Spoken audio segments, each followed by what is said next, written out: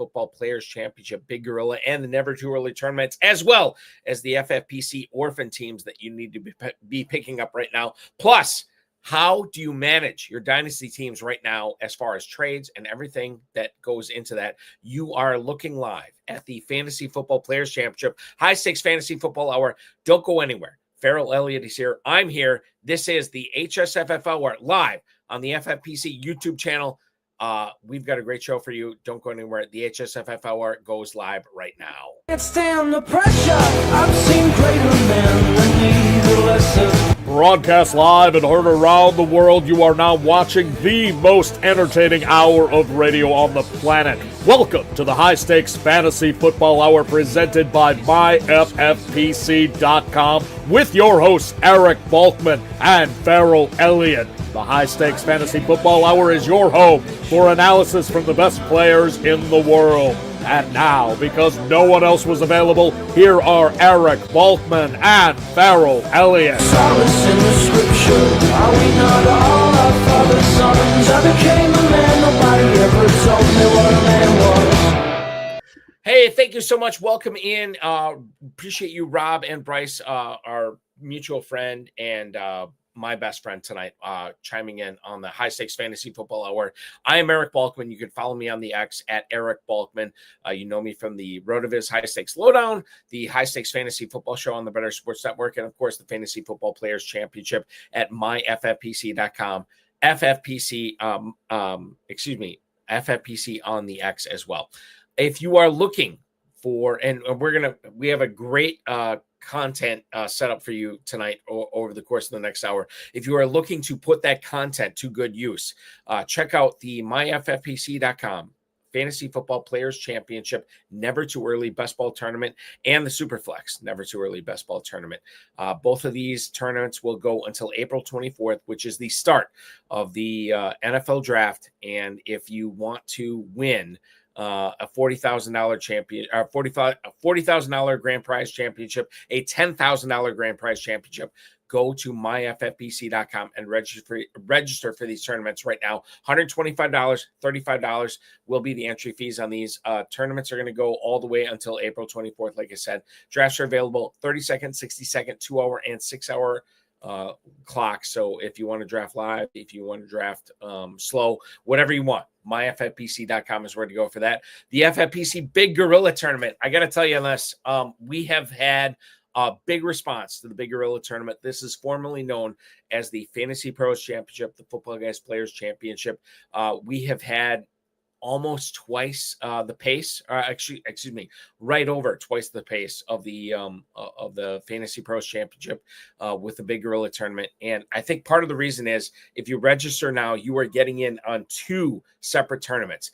The Big Gorilla as well as the Early Rampage Tournament, the first 200 leagues that are filled. If you register now, you are getting in on not only winning $1 million grand prize, but a $10,000 grand prize in the Big Gorilla Early Rampage Tournament. And then if you are lucky enough to get the 7 pick 2 times, 3 times, 4 times, 5 times in a row, you're going to have the opportunity to win a $125 best ball tournament entry, high society entry, and main event entry. If you are lucky enough to get it 4 times in a row, you will get a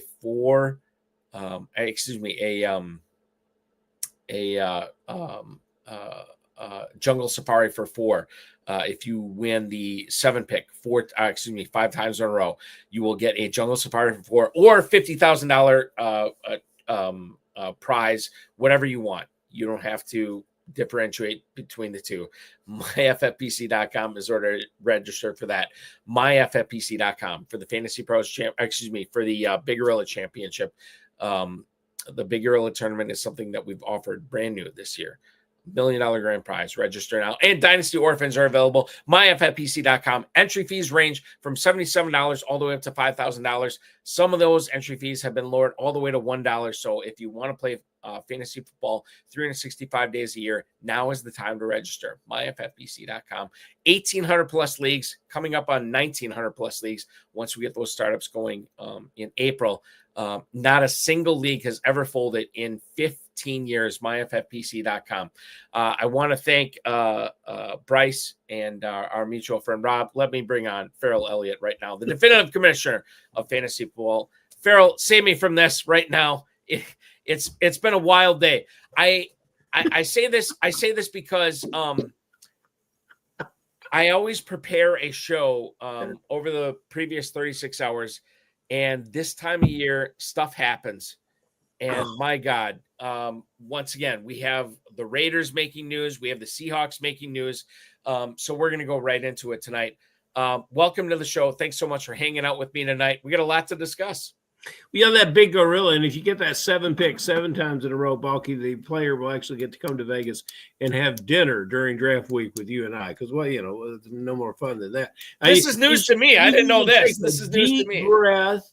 Yeah, we're going to make Turk pay for it. Take a deep breath and just relax. The gorilla is fantastic. We still haven't learned how to properly say rampage. If I was a Cincinnati Bengals aficionado, as you know, a lot of people play in the FFPC and the KFFSC, especially there in Northern Kentucky, are.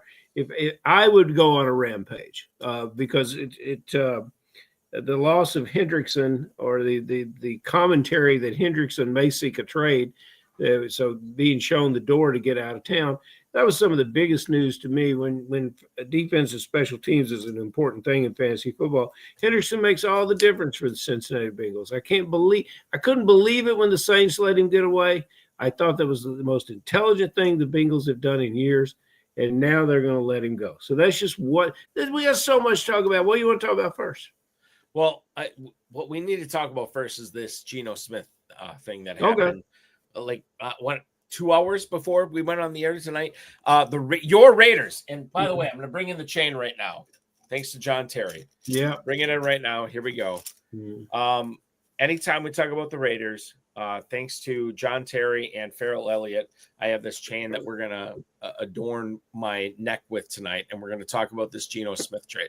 Okay. The Raiders have acquired Geno Smith from the Seattle Seahawks in exchange, essentially, as far as I can tell, just a third-round pick in the 2025 draft is going to go to the Pacific Northwest. Ian Rappaport was the first to report the deal, and apparently Smith is going to get a new contract with the Raiders with this trade as well. Mike Garafolo says it's going to be the 92nd pick of the 2025 NFL draft. The Raiders had multiple third-round selections, as we're all aware. Smith finished his third year as the starter of the Seahawks with just over 4,300 yards, 70% completion percentage, and a 20-14 touchdown to interception ratio over 17 starts. He's going to be 34 years old. He's going to head to Sin City to be the guy who is going to be passing the ball to Jacoby Myers, the guy who's going to be passing the ball to Brock Bowers. I'm going to be honest with you. The pass catchers he's going to have in Sin City is going to not be as good as what he had in Seattle with Metcalf, with Lockett, with Fant, with Smith and Jigba. Your thoughts initially, Ferrell, on this, as Geno Smith now is the guy who is stepping in to throw to Myers and Bowers. We'll get to Seattle in a second, but your Raiders have a new quarterback tonight. I like the deal. Historically, he has not lived up to the contract. I want to flip back to when he first got there. 30 touchdowns, 11 interceptions. That's what they're hoping for, is a return to that. This is a good placeholder for the Raiders to evaluate where they want to go in the future. A third-round pick is not – it is very, very confusing. I like this much, much better than Gardner Minshew last year. Yeah.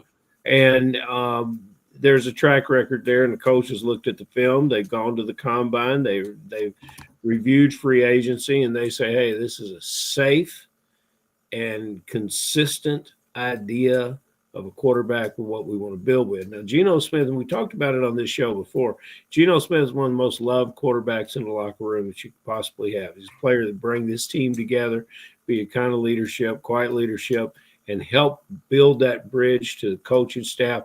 I like the deal based on the quarterbacks that I think are going to be available. based on the quarterbacks that have been used by the Raiders trying to seek an answer, and they have not provided any answers. So, yeah, I can live with this for the Raiders. And let's beyond that, it does wonderful things for the receiving core of the Raiders to have a consistent quarterback. Let's see how Brock Myers could do with the same quarterback under center for most of the snaps. Same thing with Myers. And then Derek Greer, in a conversation earlier today, Derek jumped into the chat room here. Derek says this opens up the Raiders to get a running back drafted early in the first round, and who's yet to see who that running back might be. And while we're talking, we're going to get to some things that dynasty football is very important this time of year. We're going to get to some of that. But Derek bought a team, adopted a team, Balky, and the FFPC is known as a bastion of fairness and honesty in the fantasy football world. And Derek paid $1 for this $500 team. Derek was grossly overpaid for this team. Ezekiel Elliott's grandfather is a running back on this team. I mean, this is the worst team. Derek Derek's he's got to be down to 16 players at the end of the month. I think he's going to be down to 5 players. I think he's just going to cut them all, Bill. It's good stuff. Don't cut them all yet, Derek, because trades, there's all kinds of surprises. But Balky, what else you want to talk about? Well, just regarding this trade here. One of the things I have said, and I think I've said it on this show before, I wanted somebody in Las Vegas that was good enough. Like I compared this to Jake Delhomme, Steve Smith. I wanted somebody that was good enough to throw to the first, maybe the second option, but I didn't want somebody that was good enough to throw all over the field. Throw to the guys that he could make his second, third, fourth progression. I think Geno Smith is a good guy here for Bowers. I think he's a really good guy for Myers because he's not this. My concern was the Raiders finding a way to get Aaron Rodgers, who was talented enough to get to his third and fourth progression.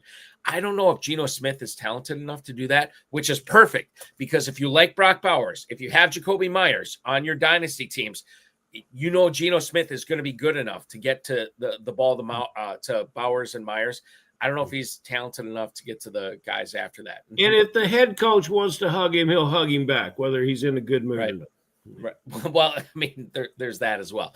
But I think this is really, really good. If you have, quite frankly, if you had Bowers, if you had Myers in dynasty leagues, you probably weren't sweating this a whole lot because the quarterback was not going to make a huge difference or not. But Bowers, the fact that he gets to catch passes from Geno Smith, this is a win. Myers, he gets to catch passes from Geno Smith. This is a win. After that, I don't know what's going to happen. We'll see what Las Vegas does in the draft. But this eliminates Russell Wilson. This eliminates Aaron Rodgers from throwing the ball in Las Vegas going forward. Okay, let's do this. Seattle right now. John Schneider, who is the GM. We'll continue the conversation here. DK Metcalf is being shopped around the league right now, Ferrell. One of the great things that we have seen from this GM in Seattle is he's been very forthcoming and very open that he is shopping Metcalf around, that he is trying to meet Metcalf's demand to be traded to another team. We don't often see this around the NFL. We often see when a player is rumored to be shopped, the GM is not going to say anything to that end. But Schneider is saying look, this guy wants to be moved. And so we're going to try to move him. Your thoughts on Metcalf right now, knowing that he is, I don't want to say not going to be in Seattle next year, but knowing that there's a very real possibility that he is not going to be a Seahawk in 2025. How do you draft this guy in FFPC leagues and KFFSC leagues right now? I think you draft him aggressively. You draft him above his draft spot, as Darren will tell us with his Fantasy Mojo site. I would be aggressive on this player.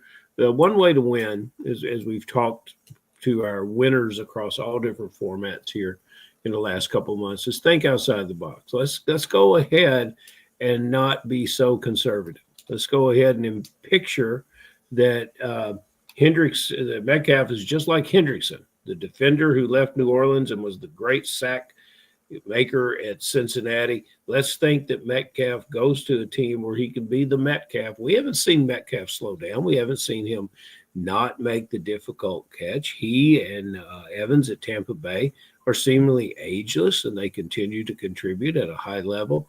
I'm very pleased to have Metcalf on my fantasy team. Yeah, Metcalf is interesting. Wide receiver 26 at the 509 right now. That's behind. It's too low for you. Too late. It's too low. Okay. You got to draft him higher than that. This is behind Flowers and Sutton. It's ahead of Jamison Williams and Chris Olave. I guess, on the surface, I look at this. Ferrell, I'm with you. I think that is probably a little bit too low. I would probably take him ahead of Sutton. I would take him ahead of Flowers.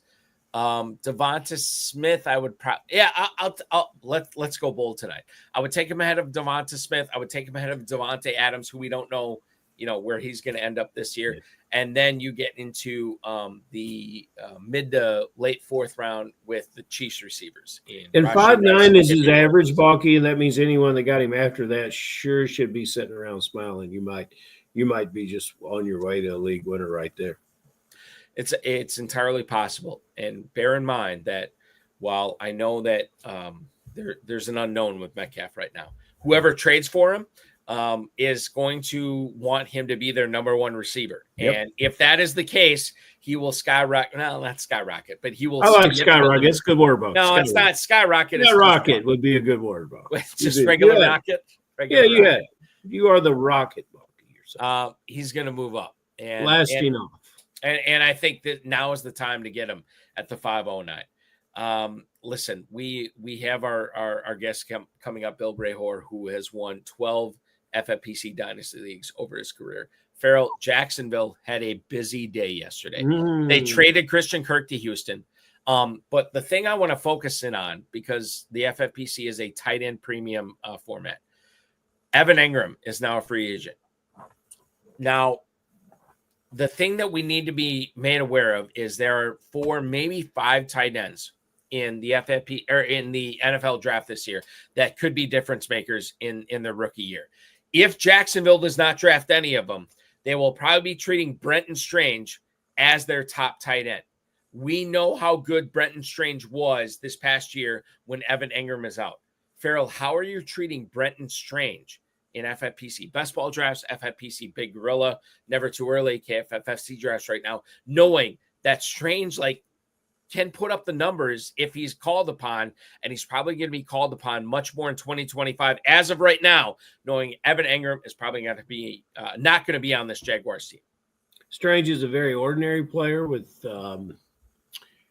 good hands, bit of a sloppy route runner, kind of stiff. He's a smaller Cole Kmet, as far as I'm concerned. He's about 6'4", 250. I think this is a mistake. Ingram is coming off a season like. Hold on. I'm going to stop you there. What was the mistake? Jacksonville releasing Ingram? Yeah, I think this is a mistake. I think you should have figured out a way to work that. Now, I don't know all the other aspects around this deal. I can't wait to talk about the Kirk side of this, but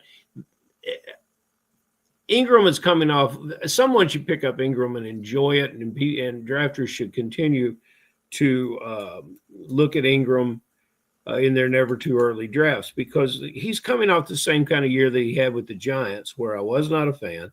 His final year at the Giants was probably statistically similar to what he did this year. I don't know what his injury situation was throughout the year, but I do believe he had some nagging injuries. So he comes with a down season. He came off of that season recently with 100+ receiving season. So I don't write this player off yet. Don't just think Jacksonville has made the correct move here, because I don't think they have, and I don't believe that Strange is anything other than a solid 60-catch tight end. If you want to see what Strange might be, think of Freiermuth. I think that's the ceiling for who Strange would be in this or any offense. But it could be much less. What do you think? Ferrell, if you have Evan Engram, let's use this as an example. If you have Evan Engram in an FFPC Tight End Premium Dynasty League, what is the team that you want him optimally to sign with? Who do you want him to go to? It's very difficult for me to say that. Someone that wants to use him as a slot receiver, someone that wants to use him pretty much in the way that the Raiders used Bowers, and he has that skill set, especially in the intermediate routes. And he has enough in the tank, right, that he can still be valued asset in your tight end leagues.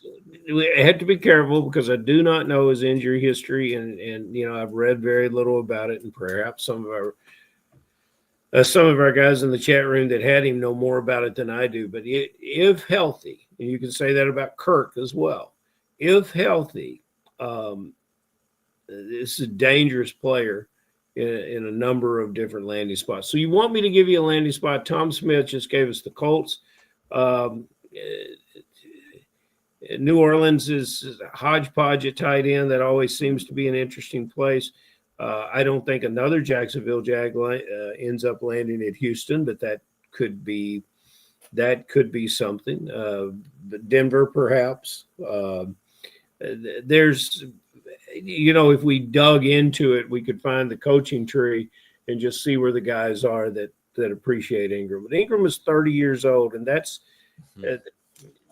I want to dispel the thinking of the 30-year-old NFL player is not what he was 10 or even 5 years ago. 30-year NFL player is still in his prime, and I think this player will pay significant dividends, and he will be right now next to free, won't he, Balky, in the drafts? I mean, I think that's the thing that we need to understand is it's not exciting to draft Evan Engram in your FFPC or KFFSC drafts right now, but he is going to be signed probably by this time next week by some of the, look at what the luminaries are saying in the chat.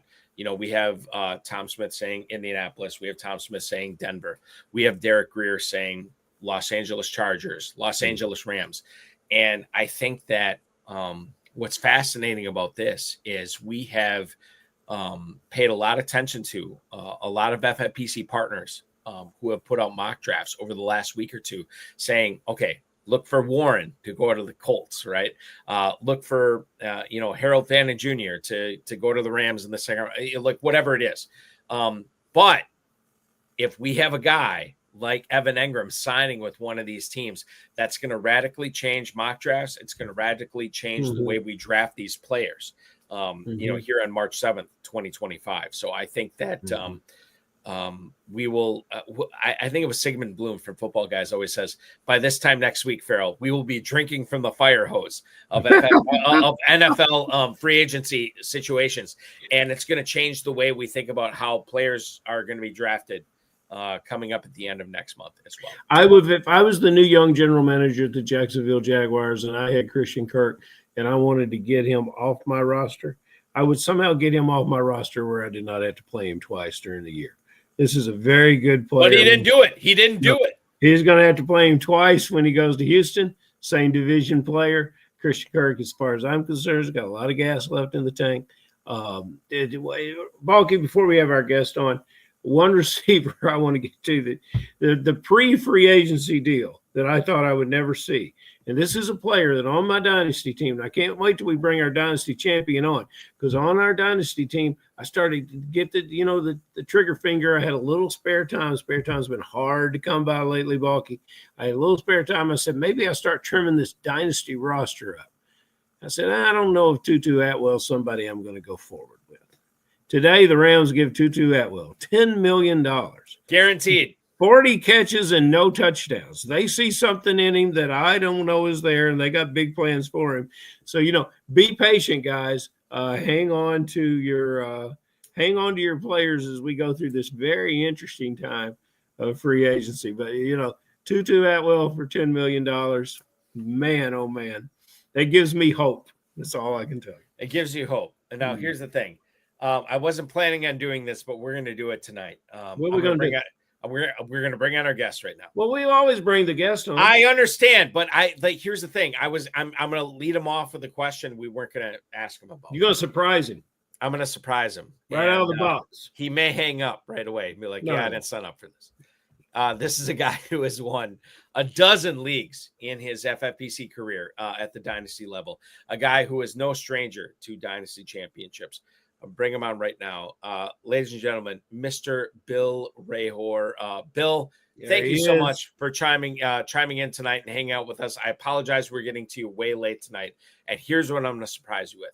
Okay. Ferrell wanted to talk about Christian Kirk going not being cut, but being traded to the Houston Texans. Houston loves doing that, don't they? Well, that's okay. That's the thing. So, number one, good evening. Thank you for hopping aboard. And what do you make of Christian Kirk, the Houston Texan? I'm a big fan of it, actually. I agree that he seems like he still has all the talent that he had when he was productive the year before. And good heavens, I can't think of a team that needs a wide receiver more than the Texans right now. So if opportunity is, one of the major qualifications for fantasy success, then he's got it in spades, right? What if you had a team, and I know you manage a lot of dynasty teams in the FFPC. Bill, what if you had a team that is ready to win right now? Would you part with would you give up the 203 for Christian Kirk right now? 203 rookie pick, obviously. Yeah, I don't think it's unfair. The thing that I am aware of right now in Dynasty from my perspective is the absolute glut of quality wide receivers. It seems like it's almost impossible to not have a collection of good wide receivers, not superstars, but there are so many guys in that same category of good low end 2, high end 3 kind of guys that I try to avoid expending draft capital to acquire them. Okay. So at that point, you're like, because this is a market that would strike you as, hey, I don't need to be selling off my draft capital to get these guys. You would be more likely to trade a back end of the second round, or maybe an early third round pick for the likes. And I don't want to say just Christian Kirk in general, but I think if I was in the market for that kind of player, there's probably 5 or 6 of them, especially right now when everybody's facing that 16-man cut down. It's a great time to go shopping. So I would target 5 or 6 of those kinds of guys who don't have the sexy high end kind of thing that force people up into the first round value area, and just send it out to all 5 or 6 of them and see what I can get for a low end too. Okay, this is a great warm-up question tonight, Ferrell. Let's delve a little bit deeper into Bill Rehor. So, number one, Bill, I literally just did this. I followed you on Blue Sky. Oh, nice. Crash your plane at bsky.social. What is the Crash Your Plane? So I want to ask you a little bit about that moniker, because I think you're known as that on X as well. And then tell us what you're doing for a living when you are not winning all these FFPC Dynasty Leagues. Sure. So Crash Your Plane is it's a quote from David Bowie, but David Bowie actually applies it to Brian Eno. So who knows who it came originally from. Hold on. Stop talking for a second. Ferrell, I want to impress you guys tonight. Brian Eno, is this what was the band? It was Echo and the Bunnymen. Am I getting that right? I think you're right. Okay. So that's just a flex, because I should not know that, but I'm gonna get it out there right now, because I don't know how I know that. But that's go good. Ahead. This is interesting because I don't know the David Bowie Crash Your Plane reference at all. Okay. So the point that Bowie was making is, he said that art is the only aspect of your life where you can crash your plane and then walk away from it. Meaning, you can take big risks, you can fail miserably in art, and you still get to walk away and have another chance. So his point was to push your art to the limit, take chances, do things you've never done, because the worst thing that can happen is the plane crashes, but you still get to walk away from it and make your next record or paint your next painting or whatever it is.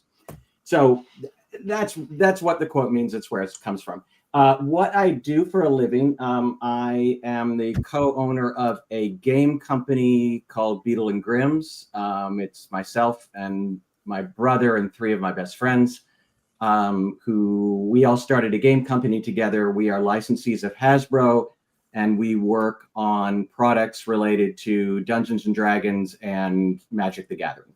So. My God. I could not be more unprepared for this, Ferrell.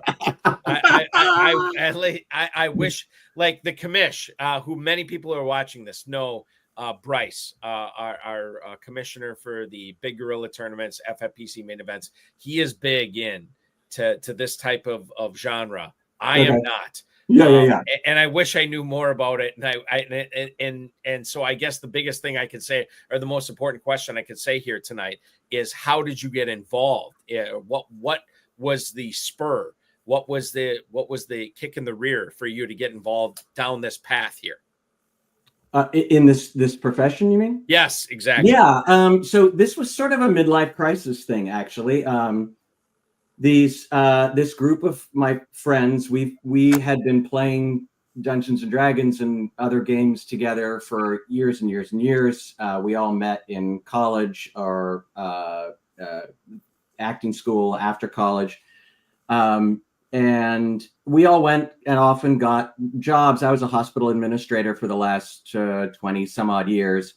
And at a certain point, we all just kind of looked at each other and said, our kids are growing up, and this is sort of an opportunity for us to do something creative. We love working together. We love doing creative things. And we kind of launched the company as a hobby, as something that we would do in our nights and weekends, and to just have fun and have a reason to spend time together. And we've been very fortunate that it's been successful enough that one by one, we were all able to quit our day jobs and commit ourselves to this thing full time. And so that's what we're doing.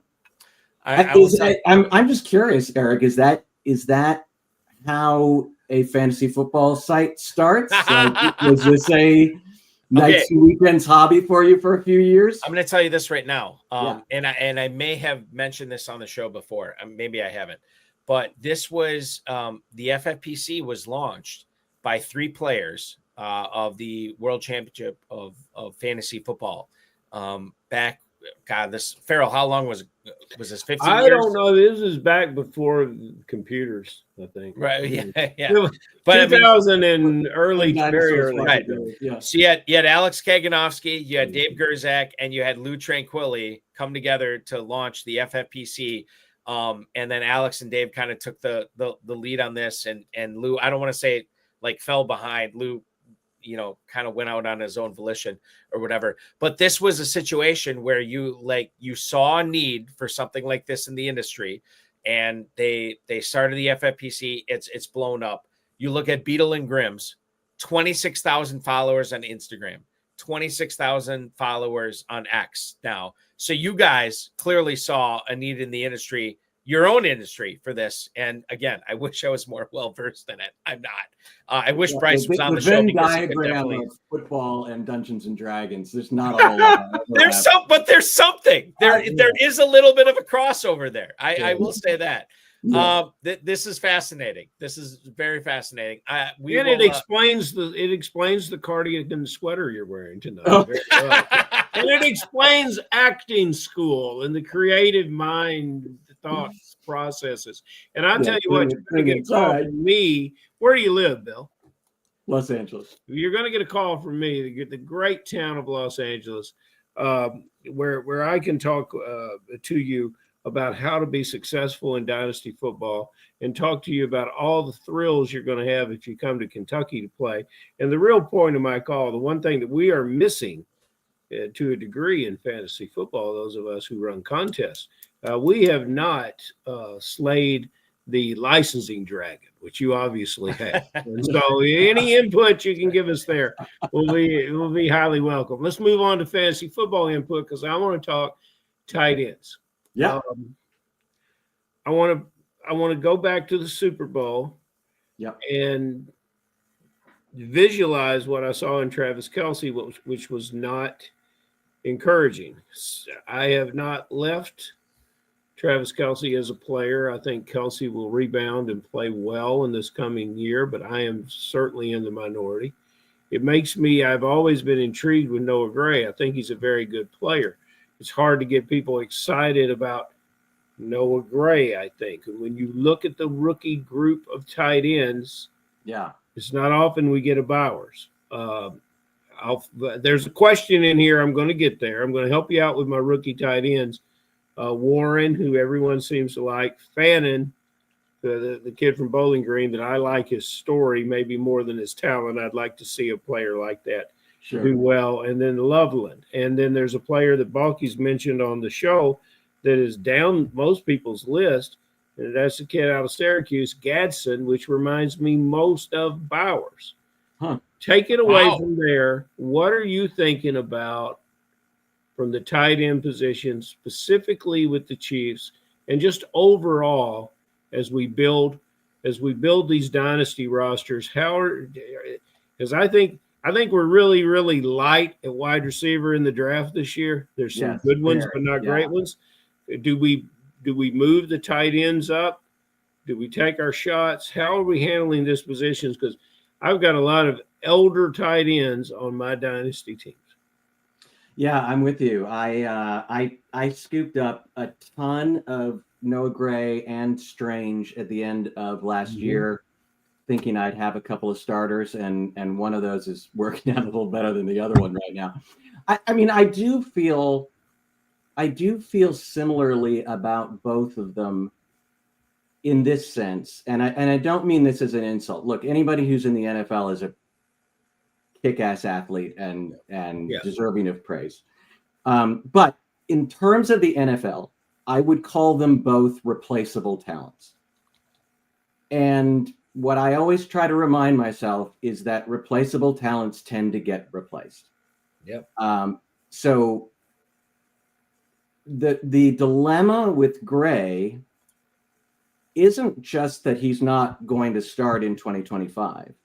It's that you've now given the Chiefs 365 more days to find a replacement.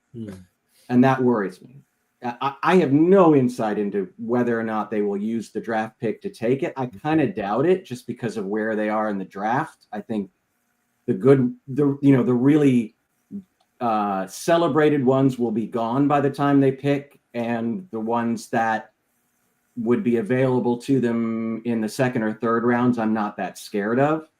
But those aren't the only options. There's going to be plenty of other opportunities for them to find somebody else to plug in there come next year when Kelce maybe retires. The good thing about Strange is that they have a lot less time to figure it out. They might draft somebody, they might pick up somebody in free agency, but at least I think your odds are better of getting at least one starting year out of Strange before they find somebody to replace him. And you would be, do you agree with my assessment that Strange is a 65 catch guy? I do, with the caveat that offense last year seemed intent on turning him into an 85 catch guy just because of the way they were operating. Now, whole new coaching staff, who knows what's going to happen. It certainly wasn't, you can make either argument when you look at that Tampa coaching staff coming over. There was that 4-week period where Cade Otton looked like the best tight end in football, and then there were the other 13 weeks where they basically ignored him. I'll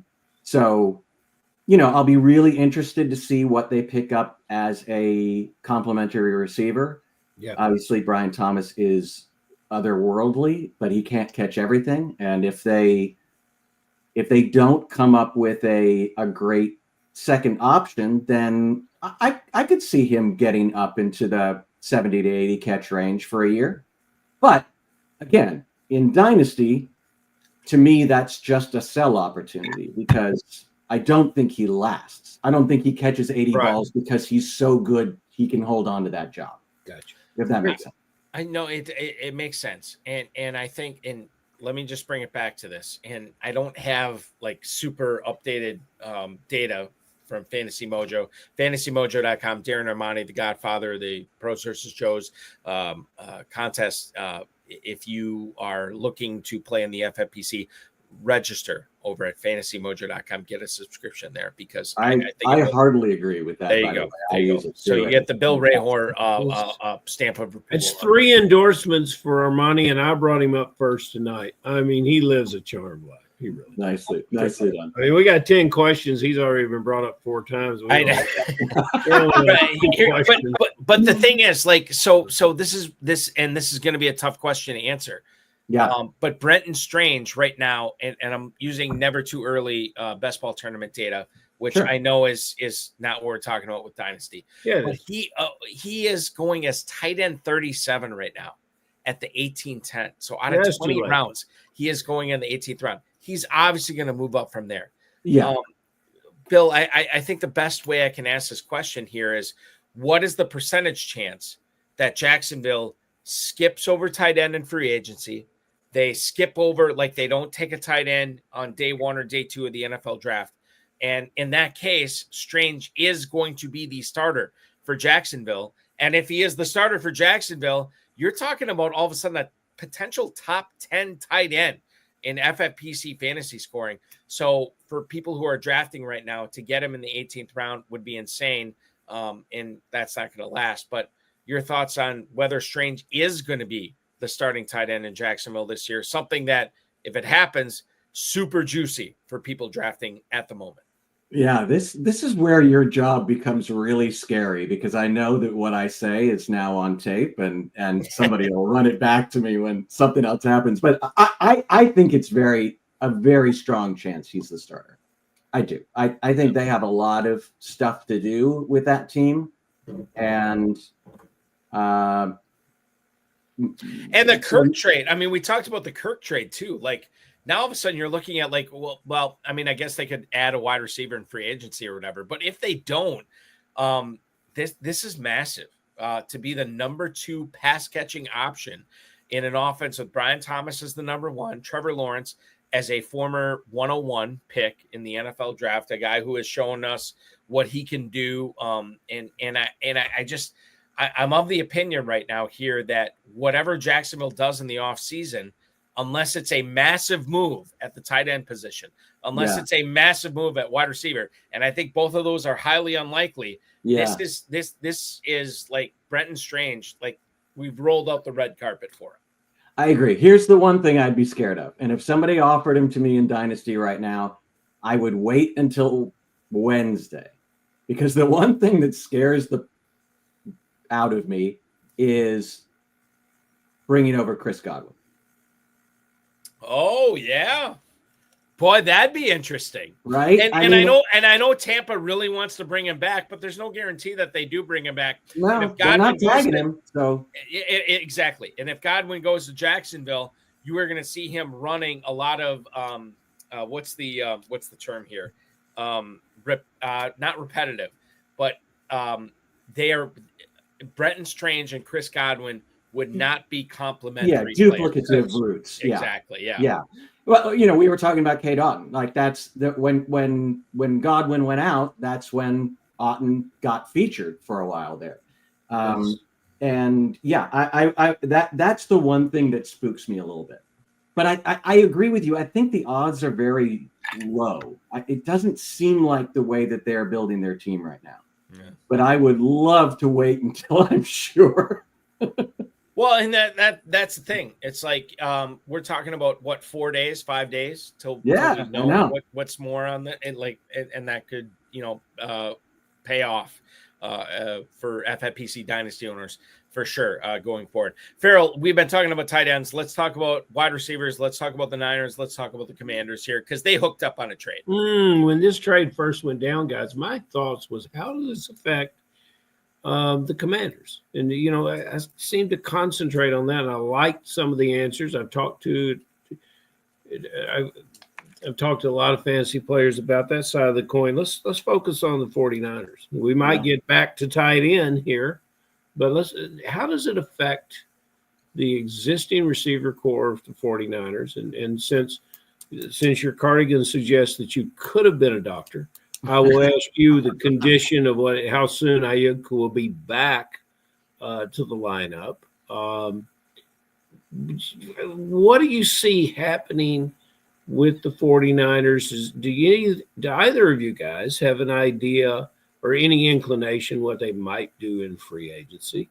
And just some 49ers, because, it's without a doubt one of my favorite teams to watch.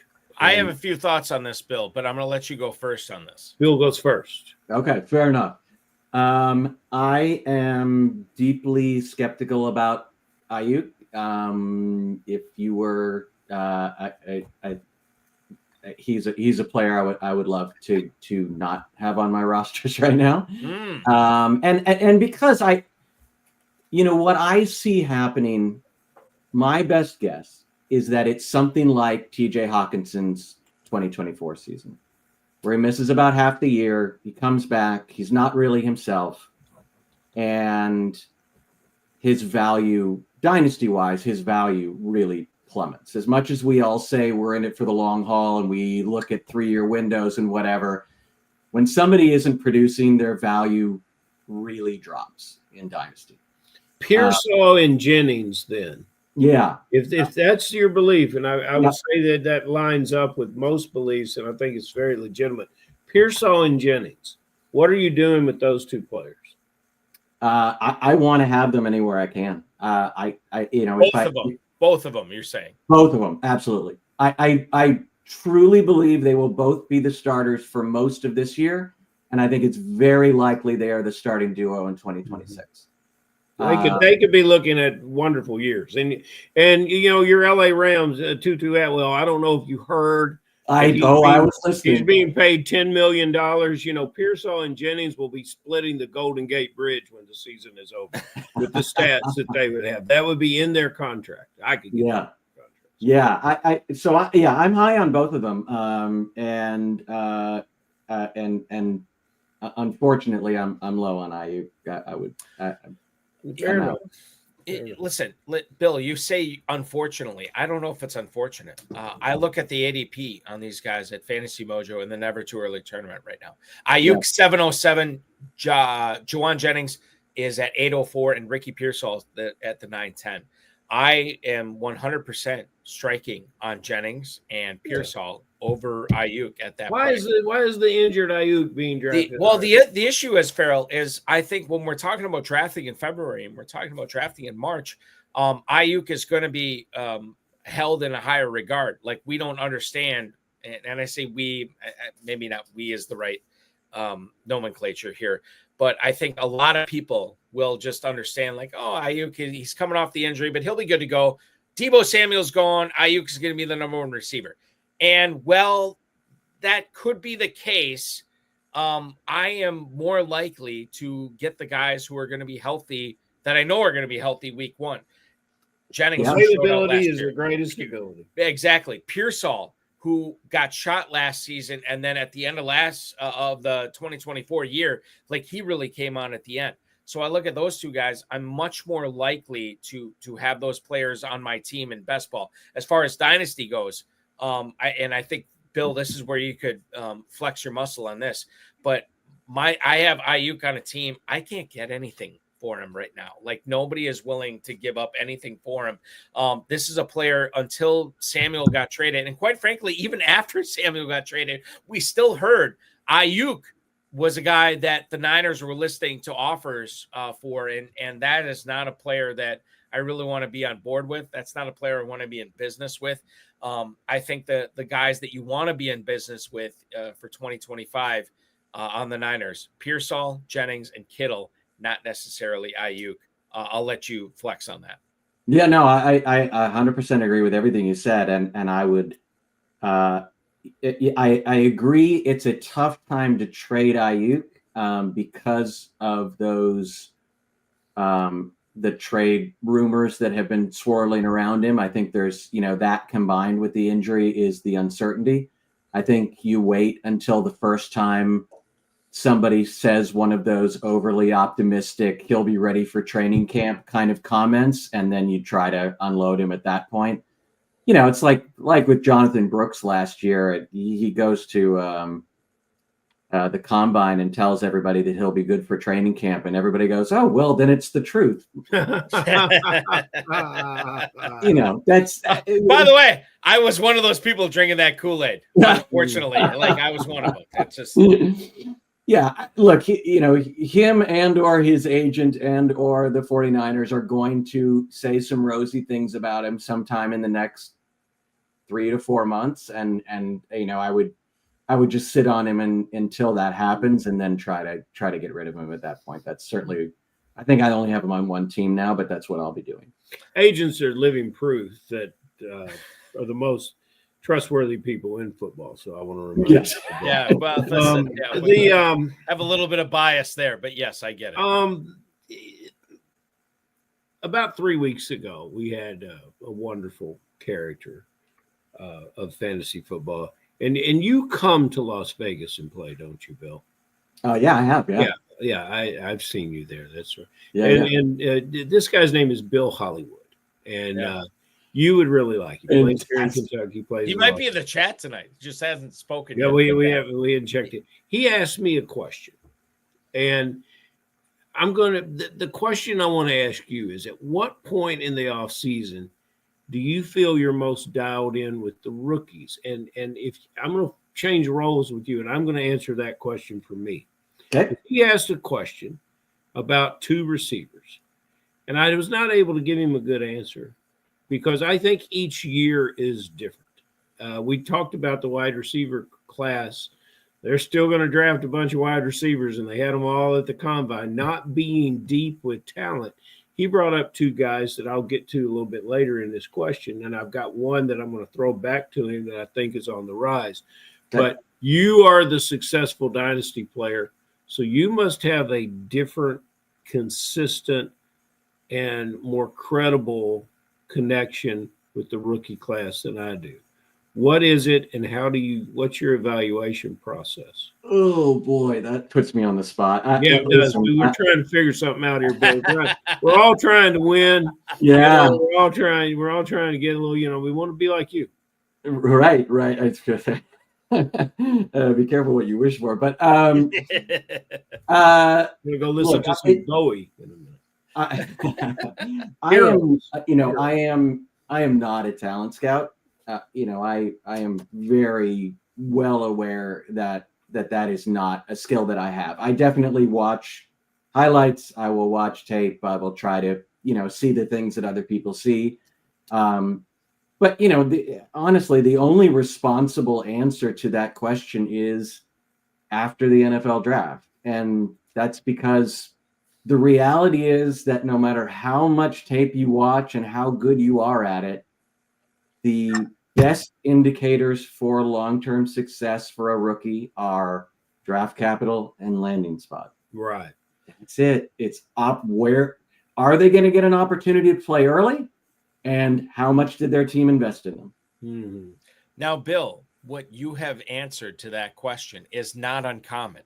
We have heard this response from a lot of really successful dynasty players. Yeah. So then my counter to that is if draft capital plays that important of a role, like if you have to see how the NFL draft plays out, what do you do right now with your rookie picks? Do you by and large stand pat? Do you by and large say, I want to see how this plays out before I start trading these picks? Or is there a sweet spot where you are striking right now where you will acquire picks? Because, the thing is, without draft capital, without the NFL draft, we're still kind of what's the Leslie Nielsen line? Like a blind man in an orgy. I'm going to have to feel things out. Which is, right? Which is, I think, what Leslie Nielsen said that in Naked Gun. Yes.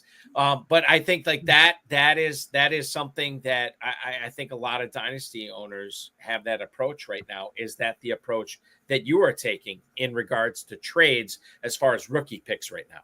Yeah. I mean, it sounds really basic, but my assumption is that by the time rookie drafts roll around, every draft, with the exception of, maybe a 101 kind of guy like Ashton-Jeanty, who's spectacularly differently valued, every draft ends up being more or less equal in terms of the value of the slots. It's not like I look at this year's draft and say, oh, this year the 108 is going to be so much better or so much worse than last year's 108 or the 108 the year before or the 108 the year before that. My personal opinion is that, having done this for a number of years, I think they kind of shake out the same way, or at least close enough that you are a fool to try to predict how that, what the variances will be. There were at the combine, there was just a flood of fantasy football content coming from fantasy football content creators at the combine. I got so entertained by it because all these NFL people are there working, trying to figure this out, are just getting started, are going down that long road. They've got to, some of them have got to stop and work free agency, and they'll get back to it. They're going to fly players in and interview them. But the fantasy content creators are going to say, I'll tell you exactly a great steal in the third round for you. And it just, and you're exactly right. I think last year, one of my rookie player that I absolutely loved here at Western Kentucky University and a Kentucky kid, Malachi Corley. And I think he is a terrific ball player. And I was excited to see where he was going to be drafted. And he went to the Jets. It was just like, it was just like a stab wound to my stomach. It was just, I said, oh, hell, the Jets. And then people talked about it. He was like living in Rogers' guest house. Rogers probably doesn't even have a damn guest house. So Rogers living in the guest house himself. Yeah. So I don't know. But you're exactly right. So I want to shout out to Bill Hollywood again. I want to give him my guys that I think could rise in the draft, and I will come in with the Bill Rehor, the asterisk of attention. Find out where their landing spot is. Nick Nash, Ricky White, good receivers. He asked about them. He loves Nick Nash for sure. Perhaps that player is going to become more like what we wanted to see from Drake London with a better landing spot. Mm-hmm. And then I'm going to throw one out, a University of Louisville player, Ja'Cory Brooks, who's rising and doing well, and the scouts are beginning to talk about. But we're a long way from figuring out if those guys can help you in fantasy football. Yeah, but you should be aware of them. Yeah, I'm kind of working my way through the list. The receiver Higgins. Crazy combine that guy had. That was exciting. So I'm really excited to look at him and see what his highlight reel looks like and try to form an opinion on him. Well, all the highlight reels look good, Bill. Yeah, well, that's for sure. I've become a champion. Bill, you don't know this, or maybe you do know this. I don't know. I live in Northeast Wisconsin. I'm kind of rooting for Jaden Higgins to end up on the Packers with a second round pick this year. Sure. So you can have all the Jadens. All the Jadens, everybody, every single one of the Jadens on the Packers. You have Reed, you have Higgins, you have Jordan Love. It's a recipe for a Super Bowl. I don't know, but I'm a big Higgins guy. To supplement Ferrell's question here, and I know you're not deep into it yet. Yeah. I've been saying this on all my shows over the last month or so. I've had people try to sell me on Tet McMillan as the number one receiver in this class. As of right now, I probably would label him as my wide receiver one. But there's some misgivings on this. And I think it's because this is the long tail, right, of wide receivers in this year's class. I don't know if there's like a big standout number one, but there's something for everybody in this class. In your opinion, for what you know right now, is McMillan the number one receiver, or maybe do you like somebody better? Or is the gap between number one and number two, number three, not that big? Yeah, I mean, at this point in my process, he's the number one. The big thing that I was worried about with McMillan was the sort of, I guess I'm old because I still think of it as the JJ Stokes problem where. Oh God, that is a great callback. I love the JJ Stokes callback. Good call.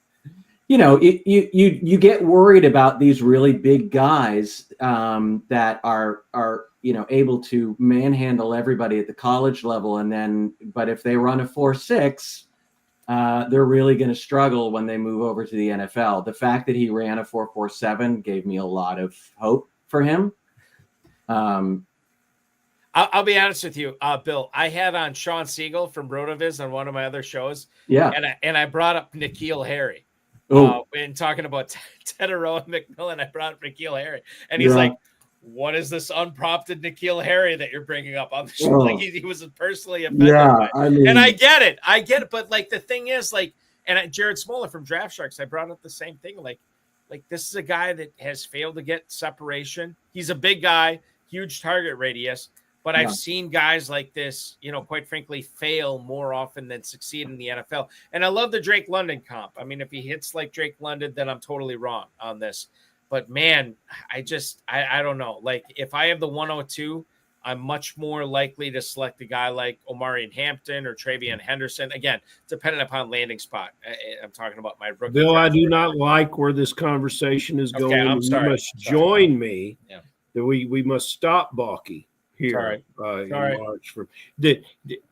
Bill, yeah. Do you listen to the show regularly? I don't. Well, you need to tune in because we have I will never miss another episode. Well, let's don't go crazy. But the last year in my evaluations, I had listed Brock Bowers as I'm going all in on Brock Bowers. And Balky comes on the show with a picture of Brock Bowers standing next to Gronk. Oh God, I remember that. That was a madhouse. It begins to spread doubt, which somehow found its way into the limited space in my brain, and took me out of some of the early drafting Brock Bowers plans that I had.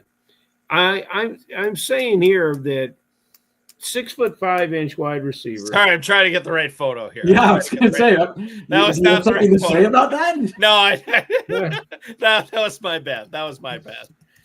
Sorry, keep going. Yes. 6'5" wide receiver that catches everything. Not only runs straight line speed, but I think plays faster. When you look at the film, he plays faster. And he played in a conference against competition in college ball that is noted for some of the speed teams in the secondary. Yeah. I'm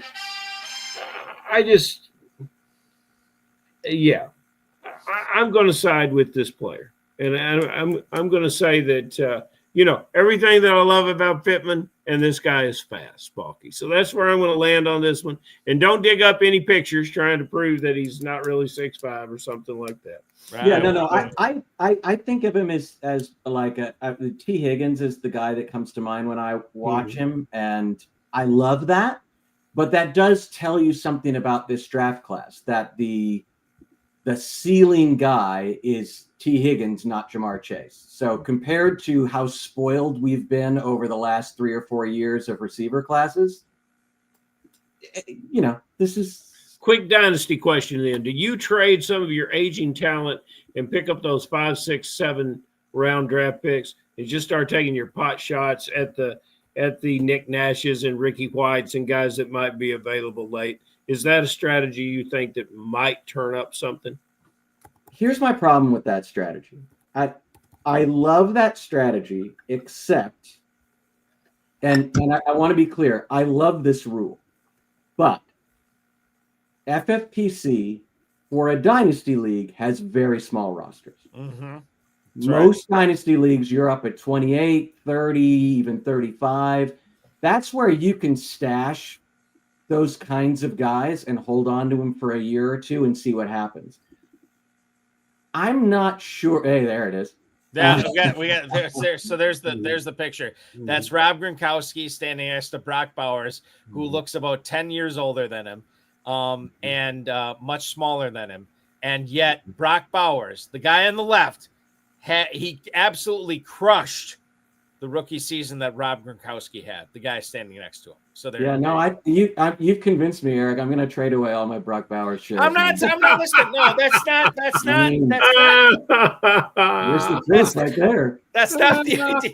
The idea here is that pictures can lie. The idea here was there's plenty of people that believed in Brock Bowers even after this photo was taken, where Brock Bowers looked like some sort of FIAD teacher, like talking to a future stud in Rob Gronkowski, as opposed to vice versa with what it actually was. You are the trusted voice of the FFPC. It doesn't matter what anybody else comes on here and says.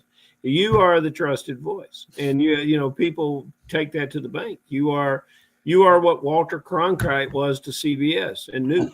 You are Balkman. You got to understand who you are. You got a big responsibility out there showing pictures like this. Yes. This is why I don't ever wear shorts, by the way. This is well, you got a great athlete here that, looking dorky in shorts. It's like I'm a long pants kind of guy. I know that's not a thing in California, Bill. I know you probably out on shorts now. Bill, is that the heaviest garment you have in your closet there? Yeah. That sweater? Yeah. Pretty close. Yeah. Yeah. Let me ask you guys this. And Bill, you understand this. Tell me that dude, Brock Bowers, does not look like Butthead from Beavis and Butthead from the waist down. Like honest to God, like the no-show ankle socks, the black shoes, the nondescript gray shorts. And then from the waist up, listen, I'm losing my hair. I'll be the first one to admit it. But that dude, Brock Bowers, you're talking about a guy in his early 20s that has male pattern baldness. And we're somehow like you put him next to the Adonis that's Rob Gronkowski. You're like, yeah, this is the 101 in tight end premium. Like the images lie. And this image is clearly lying to us right now. Let's bury that image with this. I talked to a Raider player. I said, what kind of player is Bowers? He said, he's the best football player I've ever met. There you go. That's all you need to know. And now he gets Geno Smith throwing to him. There you go. This year as well. Okay. We have one final question. Ferrell, I'm going to leave it to you because once again, the hour has gotten away from me. I'm going to leave you to ask Bill the final question of the night. Bill, lay it out to me. It's the question. It's the reason I do the show. Tell me somebody that you don't want, that you just can't have, that you can't stand. Balky's got a picture of George Costanza over his right shoulder there. Can't stand you. Yeah. Give me that guy. And give me a guy that we haven't talked about yet that you think could be the go-to guy for your dynasty rookie drafts or any of your main event drafts. Just tell us what you're thinking where we can share in some of that winnings that you have so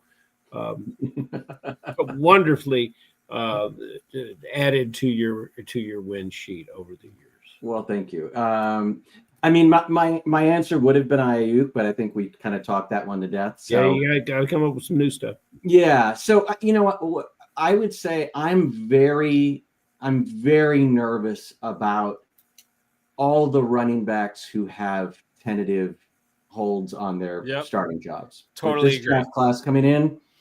I love Chase Brown. Super fun guy to watch. Was really successful for me on the teams I had him in, but boy, am I scared about that. I it's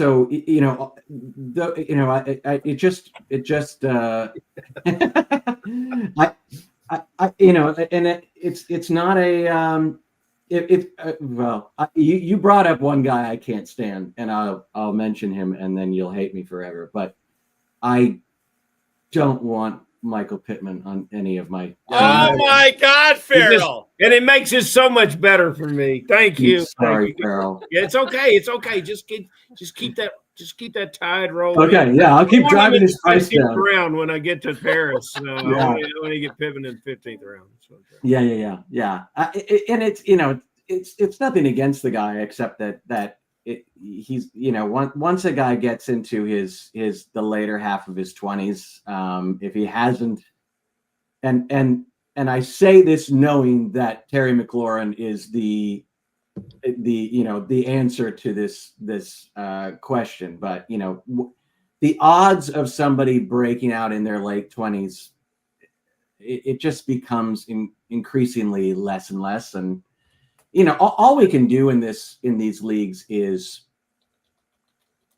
analyze a range of outcomes. We're never going to be right 100% of the time. All you can do is just say, what are the odds of this versus this? And once a guy with Pittman's profile, especially, thank you, Tom. I at least have one person agreeing with me. Oh, you'll get a lot. On, and all you guys that just don't like those 99 and 100 reception years, it's just it's so problematic. And you're waiting for him to break out, and he's old.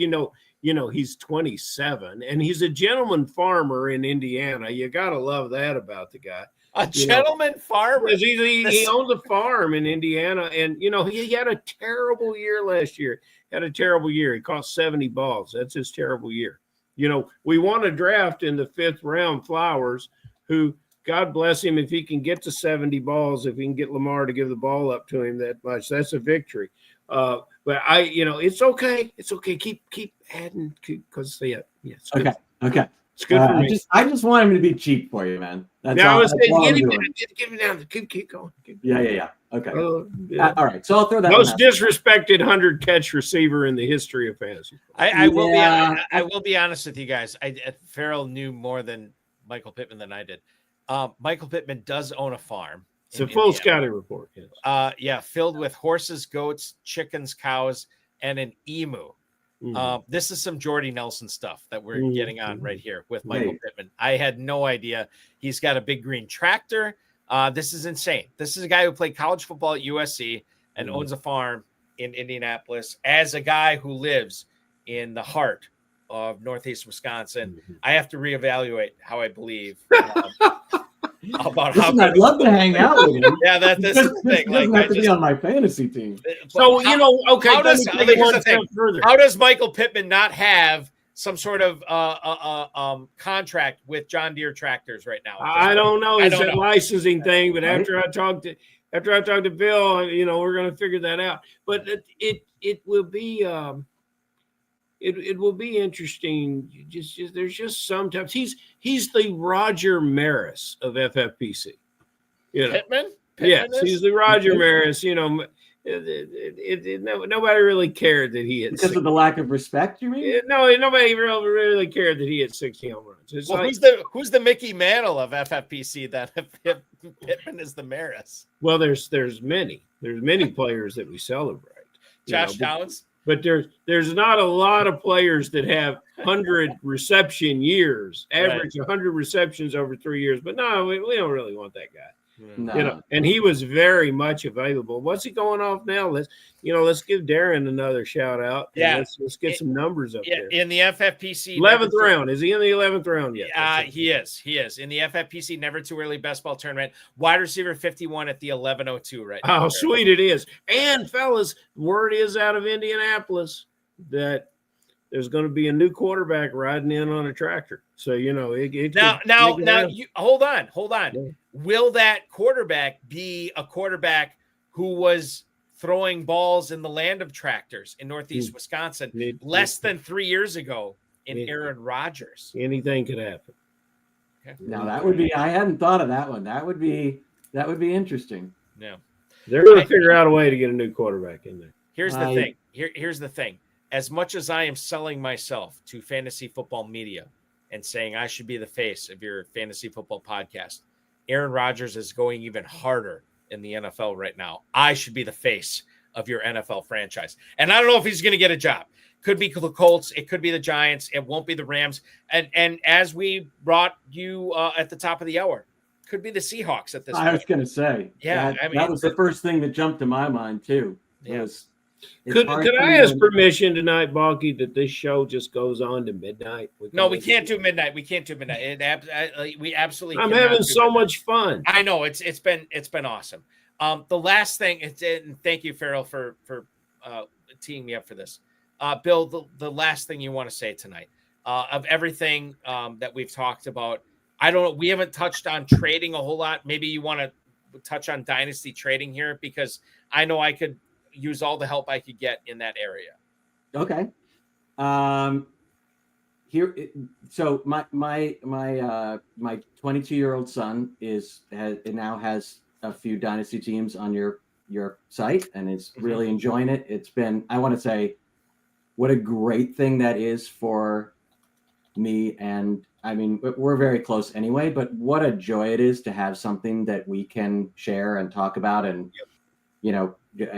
I really, really love that. And I'm, thank you for providing us with this thing. But, so the two pieces of advice that I gave him about trading: whenever you receive a trade, counter. No matter how bad it is, no matter how stupid it is, find something in that trade that you can counter with. Okay, hold on. Let me interrupt you. What if it's something you're willing to accept right away? Yes. I'm sorry. Yeah, obviously, if you're going to accept it. Great. Okay. But no, I'm not advocating for, oh, I love that trade, but let me see if I can get something else. Don't do that. If you love the trade, take it.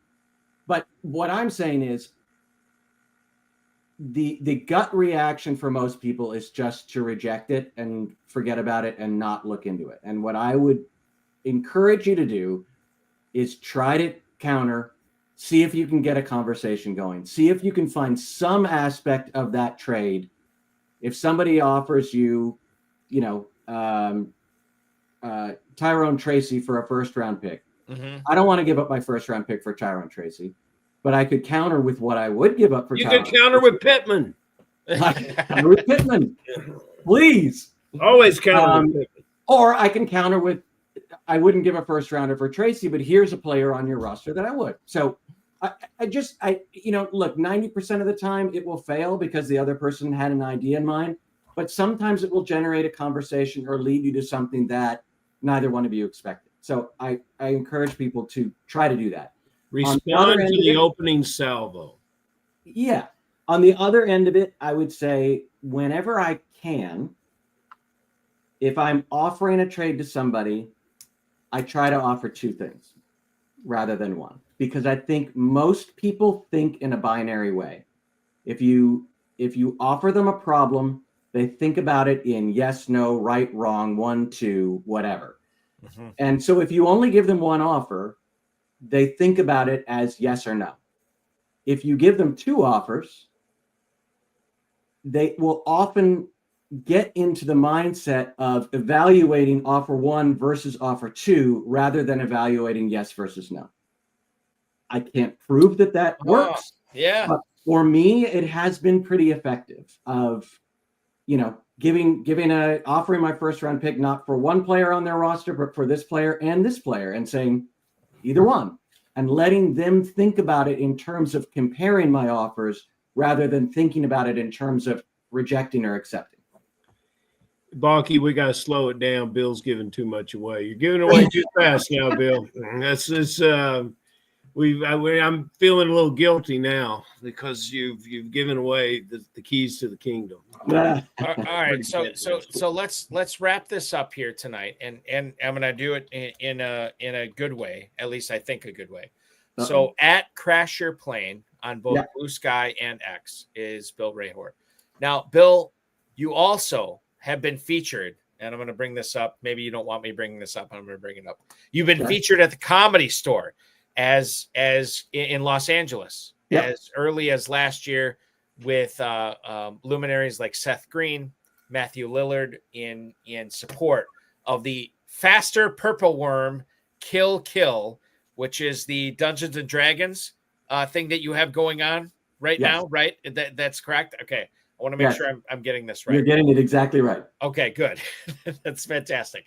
So for anybody who is following all of your exploits outside of fantasy football, Yes. at Crash Your Plane, is that the best place to go, or should we? Yeah, absolutely. Yep. Okay. Yep. All right. At Crash Your Plane on X, Crash Your Plane on Blue Sky. Fantastic stuff tonight. And Bill, I have a sinking feeling this is not the last conversation we're going to have with you on this program about fantasy football because of your success. And I congratulate you and your son for all the success you've had. I wish you nothing but the best of luck going forward in the FFPC with Dynasty and all the fantasy footballs that you guys participate in. Thank you for staying way extra than I thought we'd have you on tonight. This was so much fun, man. Don't be a stranger. We'll talk to you again real soon. Thank you so much for hanging out with us tonight. Jen, such a pleasure. Really appreciate you both. Thank you so much. That is Bill Rehor hanging out with us tonight as I'm trying to figure out a way to get him. Hold on. I can, here we go. I just had to get rid of the George Costanza thing. And now I bring it back here. We can stand Bill Rehor. Oh, yeah. We got to stand Bill. Yeah, Bill, you know, geez, that was good stuff. That was great. I would say, Ferrell, like, we're on a hot streak. We're on a hitting streak right now of great guests over the last months. We've had some really good guests, and it just goes to show you the greatest thing that I liked about this was what he said about bringing his son. I think fantasy football is the greatest family opportunity to be tight, to have, you know. I mean, look at the Cruz dynasty. Like two of them at one table. You know, it's wonderful. And the Masellis, that's another great father and son combo for sure. In the father FFPC, and son, FFPC. Yeah. And I'm still waiting for them to agree on something. That's what I love so much about those guys. It's just, you know, will you agree on something? They'll probably agree they don't like Pittman, but that's, you know, it's just probably. But those two enjoy this more than anyone. You throw a 49er at them, and they will be fast to agree on any San Francisco 49er. We will continue to check out everything the Kentucky Fantasy Football Championship has to offer. And by the way, Ferrell, you don't even know this. Our mutual friend, Jim Cole, from the Oregon Territory. The Oregon Territory. He and I are pairing up with a Batman and Robin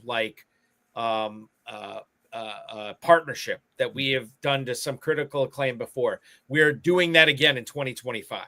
It's a dangerous crew. We're getting Jim back in the house. Jim is coming back in the house.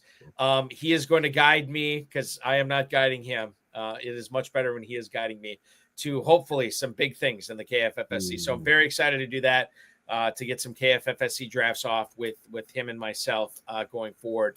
And anybody else wants to get involved, kffsc.com is where to go. At jferrellelliott on Insta, at jferrellelliott on the X. Ferrell, another great show, man. Thank you so much. We'll be back at it next week, my friend. Next Friday it is. See you there. That is Ferrell Elliott, the definitive commissioner of fantasy football. So glad to have him on, and so glad, my God, to have on tonight the incomparable Bill Rehor, who you check him out at Crash Your Plane on the X and Blue Sky with everything he's got going on with Dungeons and Dragons. Obviously, anytime you are bringing in Seth Green and Matthew Lillard, these are the heavy hitters of Hollywood. Say what you will about it, but they are heavy hitters. And check them out, Crash Your Plane, with everything that they've got going on outside of the fantasy football spectrum. We know that we will be hearing from Bill in the fantasy football plane going forward, coming up later on this season and in seasons going forward. I want to thank Bill, Ferrell, the FFPC, Rob Bryce, and of course, each and every one of you for downloading, streaming, watching, listening, whatever, going forward here as you consume this content tonight. We will be back at 10 p.m. next Friday with another great guest. I want to remind everybody, if you did not watch last night's last night's Better Sports Network's High Stakes Fantasy Football show, we had on Dynasty Nerds, Rich, God, I'm forgetting now, Rich Doston who came on, which was great. And we had a lot of great Dynasty content with him. And we will be back on that show 7 o'clock this coming Thursday with another great guest for 2 full hours. Everything you need to know about Dynasty and Redraft Fantasy Football coming up on the Better Sports Network, 7 o'clock Eastern Time. Tuesday night, Bill Wonky, a longtime FFPC player who won 10 leagues in 2024 alone. He came on and we talked a lot, mostly Dynasty, but some redraft stuff as well. In case you missed that, any of the FFPC socials, check that out. myffpc.com, FFPC YouTube, FFPC Facebook, and FFPC X. That show will resume April 1st, which is a Tuesday, 10 p.m. We'll have more on that as well. Play the FFPC Never Too Early Best Ball tournaments, both Superflex and Classic. $40,000 and $10,000 grand prize at stake, $125 and $35 to enter. FFPC Big Gorilla Tournament. We got those drafts popping off. I got to be honest with you. I sent this out in the FFPC email. We are well ahead of 2x pace, considering where we were last year as opposed to this year. So get in now. The other thing that you have this year is you are basically getting into 2 tournaments as opposed to 1 tournament as you were last year. When you enter the FFPC Big Gorilla now, you will not only be entered for that $1 million grand prize, you'll be entered into a $10,000 grand prize with the early Rampage tournament. So check that out. And of course, the 7 Bananas contest as well. If you get that 7 pick 2 times, 3 times, 4 times, 5 times in a row, you will be awarded a special prize from the FFPC. We've already awarded several special prizes there, including a best ball tournament entry, including a main event entry. We'll go up to a high society $10,000 entry and a jungle safari for 4, $50,000 cash prize. If you are able to get that 7 pick 4 times in a row. myffpc.com is where to go. Dynasty Orphan Teams available at myffpc.com. Check that out. Some of those teams lowered as little as $1. So you're basically getting a free entry for those Dynasty teams in year 1. And who knows, you could run that team up to a championship in year 1, year 2, year 3, maybe multiples going forward. You never know. myffpc.com. Remember to like this video, subscribe to the channel, comment on the video, share it with your friends, share it with your enemies, and get notified each and every time we go live, which will be next Thursday at 7 p.m. for the High Stakes Fantasy Football Show on the Better Sports Network with yours truly and another industry insider. It's going to be a lot of fun. Not the time to tune out from the FFPC. This is a lot of Dynasty stuff, a lot of NFL draft stuff.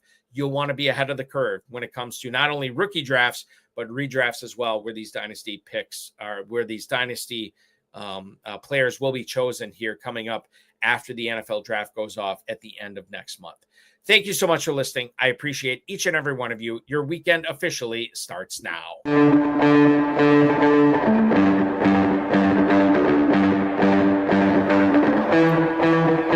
This has been another episode of the High Stakes Fantasy Football Hour presented by myffpc.com.